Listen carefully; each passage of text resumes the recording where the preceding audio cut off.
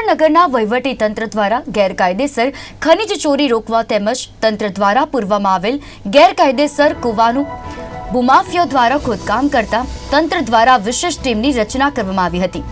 સાયલાના 3, થાનગઢના 10 અને મૂળી તાલુકાના 10 ગામોમાં પુરાણ કરાયેલા કૂવાઓમાં ગેસથી ગુંગળામણના અકસ્માતો અટકાવવા આ નિર્ણય લેવામાં આવ્યો છે।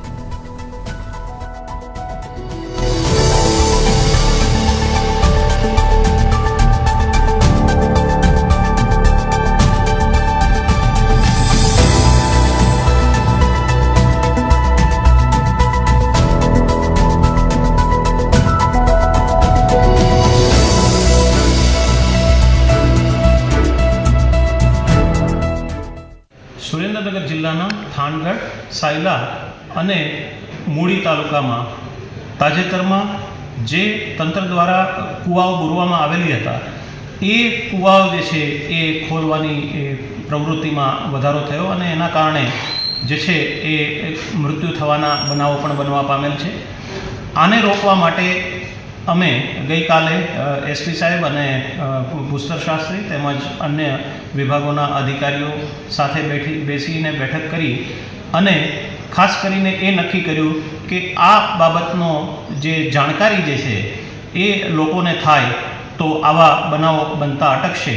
એના માટે ખાસ કરીને અમે દરેક ગામે એક ગ્રામસભાનું આયોજન કરીને સંબંધિત તમામ વિભાગના અધિકારીઓ, ખાસ કરીને મામલતદાર, તાલુકા વિકાસ અધિકારી, ફોરેસ્ટ વિભાગના અધિકારીઓ, ભૂસ્તર શાસ્ત્રીના અધિકારીઓ, પોલીસના અધિકારીઓ આ બધા ભેગા મળીને ગામે જઈને લોકોને એ સમજણ આપશે કે ખાસ કરીને જે બુરેલા કૂવા છે એમાં એ ગેસ ઉત્પન્ન થાય છે, જે ઝેરી ગેસ ઉત્પન્ન થવાને કારણે મૃત્યુ થઈ શકવાની પૂરી સંભાવના છે અને ખાસ કરીને બહારના જે મજૂરો છે એમને પણ આનાથી જાણકારી મળશે કે આ કામ જે છે એ એમના માટે ભયજનક છે।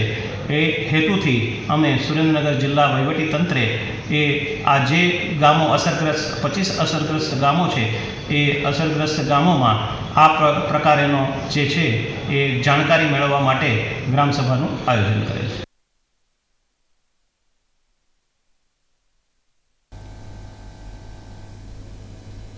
તો આ હતા અત્યાર સુધીના સમાચાર। વધુ સમાચાર માટે જોતા રહો ગુજરાત ન્યૂઝ, સત્યની સાથે। નમસ્કાર।